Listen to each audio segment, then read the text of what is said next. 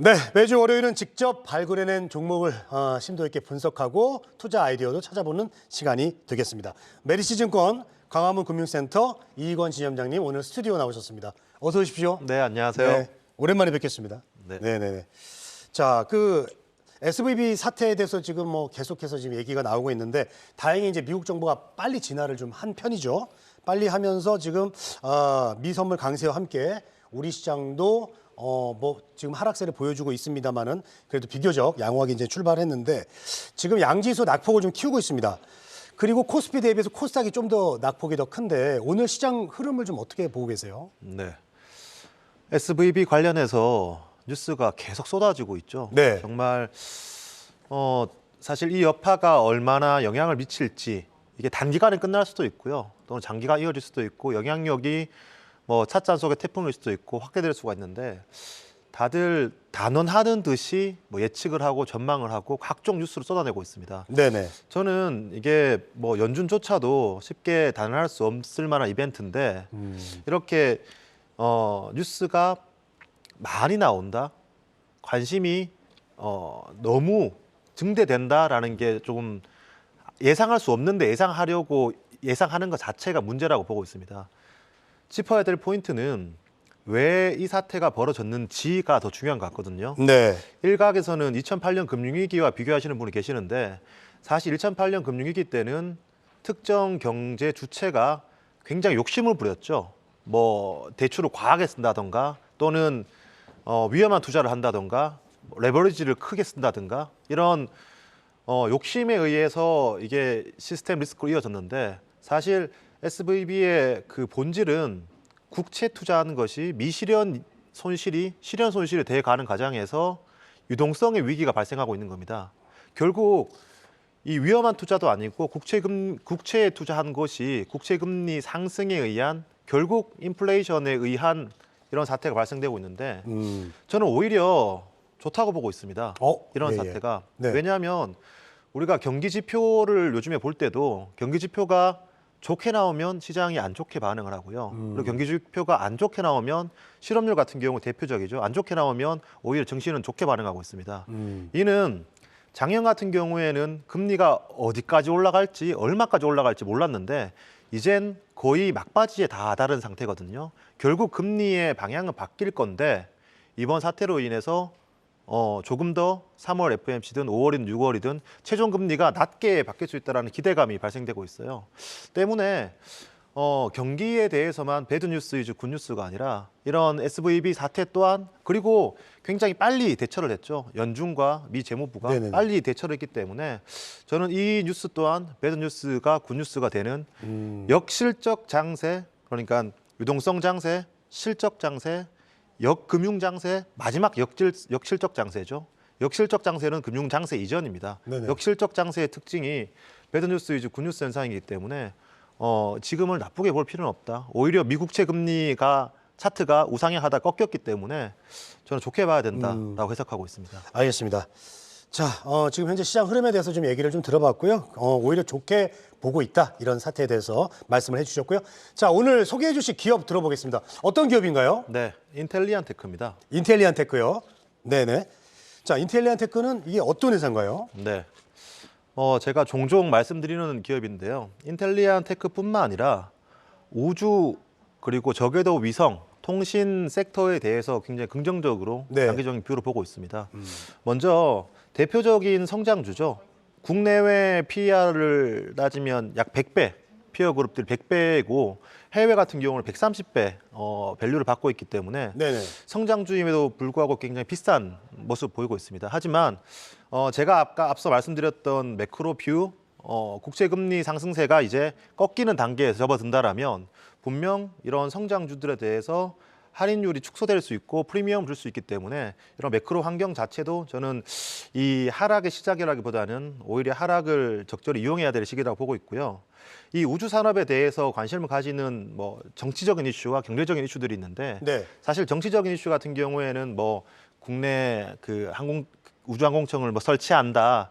그리고 이제 미국의 이 GPS를 대항하기 위해서 중국도 많이 쏜다. 이런 정치적인 이슈가 있는데 네. 이거는 예상을 할 수 없는 영역이기 때문에 제쳐두고요.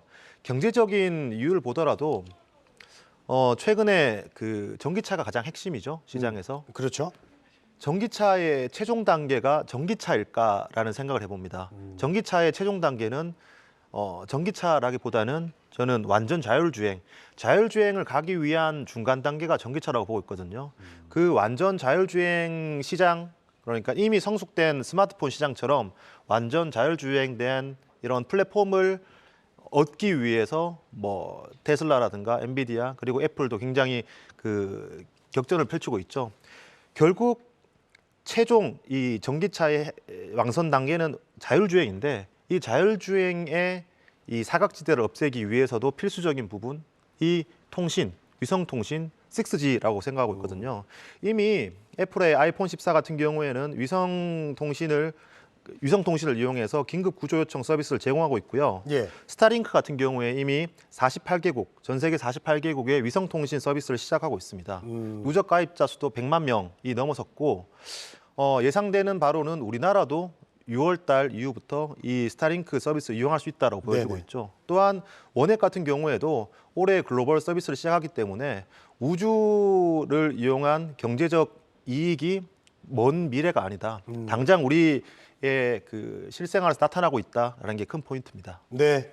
자, 전기차도 결국은 자율주행으로 가는 것이고 우리가 우주 산업에 관심을 가져야 되는 이유도 이런 것에 있다라고 얘기를 해주셨는데 우주항공 안에서도 오늘 이렇게 소개를 해주시는 이 인텔리안 테크를 좀 우리가 봐야 되는 이유는 어떤 거가 있을까요? 뭐 전반적으로 긍정적으로 다 보고 있습니다. 뭐 캔코아라든가 뭐 제노코, AP 위성 다 긍정적으로 보고 있는데 네. 인텔리안 테크가 타 우주 그 관련 기업들 중에서 밸류가 비쌈에도 불구하고 저 긍정적으로 보고 있는 이유가 특정 분야에서 글로벌 MS 1위를 하고 있기 때문에 긍정적으로 보고 있습니다. 동사 같은 경우에 해상 그리고 지상 항공용 위성 통신 이 적외도 위성을 많이 띄워놓고 이 위성 통신에서 수시를 받는 안테나를 생산하는 업체인데요. 특히 안테나 중에 해상용 안테나 그 우리가 스페이스X가 펠콘 9을 발사할 때 네. 이 해상에서 배에서 발사를 하고 거기서 회수를 하는 그런 동영상을 보는데 그 이 해상 선박에 설치되어 있는 해상용 안테나 또한 이 인텔리안 테크의 안테나입니다. 때문에 이 MS1이라는 것 자체가 이 산업 자체가 커졌을 때 뭐 아웃퍼폼 한다라고 제가 단언할 수 없지만 적어도 언더퍼폼 하지 않을 것이다라고 보고 있고 동사의 그 고객사 미 공군, 미 해군 또한 있는 상황입니다. 때문에 레퍼런스 자체가 확실하다라는 측면이 제가 그 이 종목을 우주 산업 중에서도 눈여겨보는 이유 중에 하나이고요. 또한 실적적으로도 굉장히 증가가 되어야 되죠. 매출액도 계속 커지고 있습니다. 근데 그 매출액 내에서도 저희 하우스 추정치를 보시면 저궤도 위성 매출이 작년에 955억, 네. 그리고 올해 1,300억, 내후년에는 2,300억까지 확대되고 있습니다. 기존의 그 해상용 안테나의 매출액 비중이 컸었는데 여기에 저궤도 위성이 더해지면서 매출 비중이 저궤도 위성이 늘어나고 있죠. 저궤도 위성 자체가 기존의 해상용 안테나에 비해서 마진이 좋은 산업이기 때문에 네네. 외형 성장과 내형 성장 함께 이루어지고 있다는 것이 포인트고 마지막으로 동사의 주요 고객사가 원웹입니다. 원웹이요. 네. 원웹이 이 저궤도 위성을 이 발사를 하고 그 저궤도 위성을 지금 544기까지 띄워놓고 있는 상황입니다. 이제 이 위성을 발사를 했기 때문에 위성을 이용한 그 이제 수익화를 시켜야겠죠. 이 수익화를 시키기 위해서 안테나, 수신 안테나를 인텔리안 테크를 활용하는데요. 네. 이 원앱이 인도의 2위 통신사인 바티그룹에 인수가 됐습니다. 피인수가 되었죠. 인도 같은 경우에 그 인터넷 보급률이 아직 40% 수준입니다. 그리고 국내 사업자로 따지면 KT에 의해 인수된 거기 때문에 이 인텔리안 테크의 주요 고객사인 원앱이 또한 자금력 또한 갖추었다라는 게 향후에 이 저궤도 위성 발사가 늘어나면 늘어날수록 또는 이 저궤도 위성 발사한 그 위성체의 사업화가 진행될수록 동사의 수준은 비례해서 늘어날 것으로 보고 있습니다. 네네. 자, 그렇다면 이제 그 매출을 좀 알아봤고 실적은 어떻게 전망하고 계십니까 앞으로? 네. 22년도 실적, 작년 실적 같은 경우에는 뭐 매크로 불확실성에도 불구하고 뭐 최대 이익을 기록했습니다. 네네. 그리고 저희 하우스 추정치에 의하면 올해 이익 또한 작년 사상 최대 이익을 뛰어넘을 전망이고 네. 내년의 이익 또한 내후년의 이익 또한 내년의 이익을 뛰어넘을 것으로 보고 있습니다. 내년에 매출액 3,468억 그리고 영업이익 348억. 처음으로 영업이익률 뭐 예상치이지만 두 자릿수를 보여주고 있거든요. 네네. 동사 같은 경우 이미 뭐 재작년 유상증자를 통해서 캐파 증설이 완료된 시기이고 가동률과 캐파가 함께 늘어났습니다. 그리고 수주가 늘어나고 있죠. 올해 영업이익률 두 자릿수를 돌파한다라면 내년 또한 그 영업이익률 상승 추세가 더 유지될 것으로 보여지는데 이는 앞서 말씀드린 저궤도 위성의 매출이 늘어난다는 것에 함께 개를 같이 하고 있습니다. 때문에 EPS 증가에 대해서는 저는 신뢰도를 굉장히 높게 보고 있고요.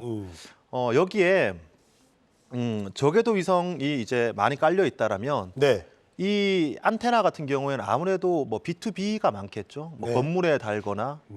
그런데 위성이 늘어나면 늘어날수록 이를 활용하려는 업체들이나 사용자들은 늘어날 겁니다. 네. 건물이나 기업이 아니라 차량이나 핸드폰, B2B가 아닌 B2C에 접목되게 된다라면 분명 기존에 늘어나는 속도보다는 더욱더 가속도를 붙을 전망이거든요. 때문에 이익이 늘어나는 데 있어서 이런 B2C에 대한 유저의 수 그리고 속도가 확대된다면 분명 멀티플 상향에도 도움이 될 것으로 보고 있습니다. 네. 자, 오늘 전략적 종목 오늘은 인텔리안 테크에 대한 전망까지 좀 살펴봤습니다. 자, 메리츠증권 광화문 금융센터 이익원 지점장님 오늘 스튜디오에 함께했습니다. 도움 말씀 고맙습니다.